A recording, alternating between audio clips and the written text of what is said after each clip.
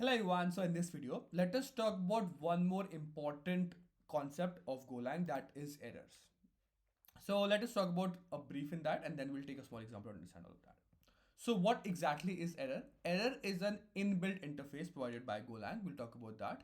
And if you want to create a new error, you can directly use this syntax error.new. Okay. Also, one more important thing is that let's say that a particular function throws an error. Okay, then you will directly just print out the error, what is the exact error. But if it doesn't throw any error, it will return nil. Nil, by default, you can say that it is the opposite of error.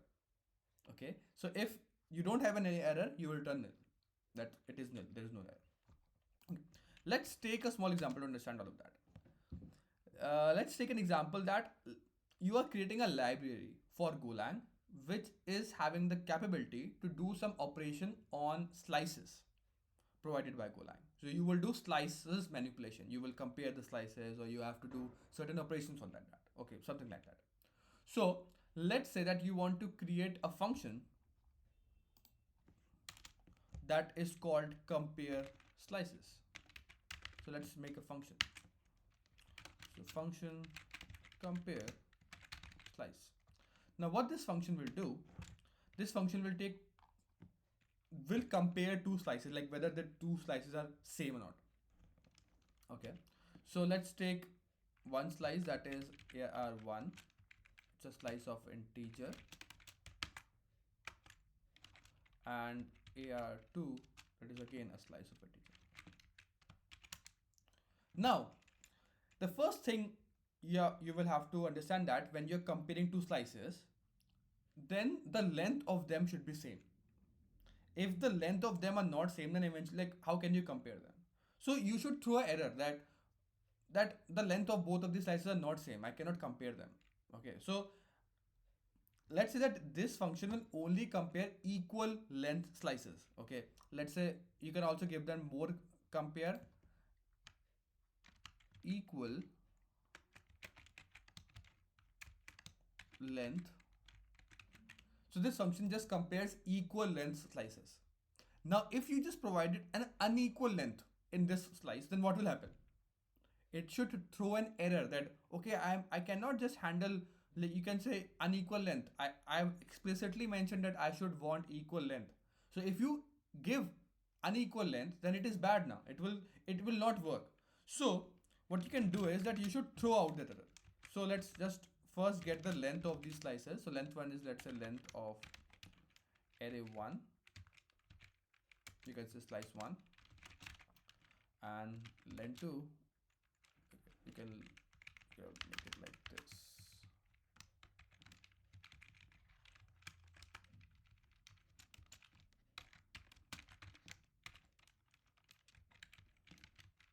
Okay. Now what you can directly check is that if len1 is not equal to len2, you can directly return. So so what this function actually returns also, let's talk about that. It will return a boolean, a bool, and an error as an output. Now what these two terms means, we'll talk about that. This means that I will get an error if some error happens throughout this whole execution. One of the errors is that the length is bad, so I will return false, that obviously they are not same. And also there's some error, so I will create an error like this, errors dot new. Hey, the length are not same. There is some typo, I think.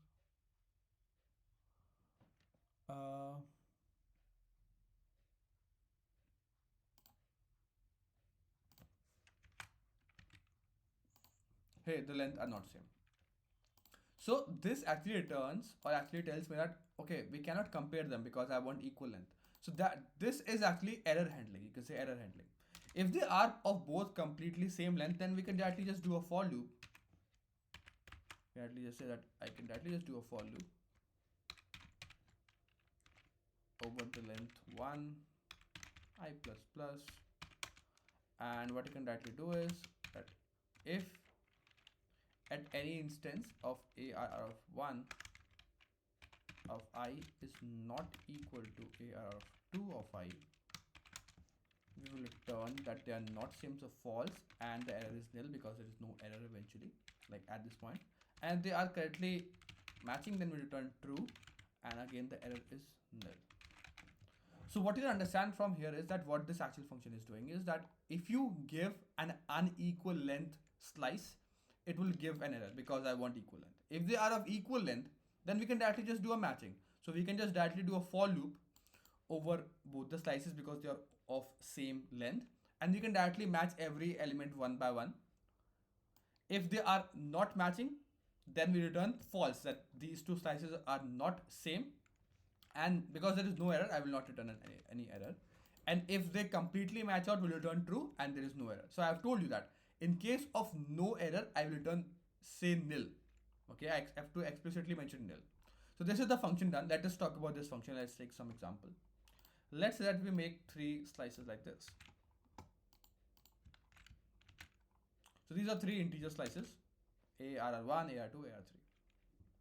Now what you can say is that we have to call this function, that is compare equivalent slices, and let's say that we pass ARR1 and ARR2 inside this. Now this function will eventually just take 2 slices and just compare them and return the answer, that whether they are same or not, and an error, that if there is some error that will happen during the execution of this matching. Okay, so after this we'll just first check out that whether after doing this whether there is some error or not. So if the error is not a nil, which means that there is some error. So if the error is nil, which means that there is no error. If the error is not nil, which means that there is some error, we should do a, which like you can just do fmt.print a line of the error.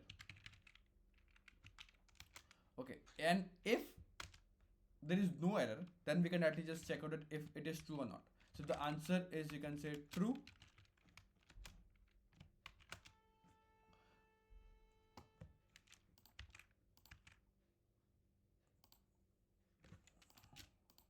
We can just do fmt dot print line,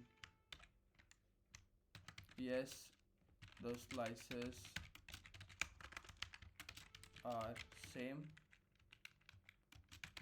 else I'll just do println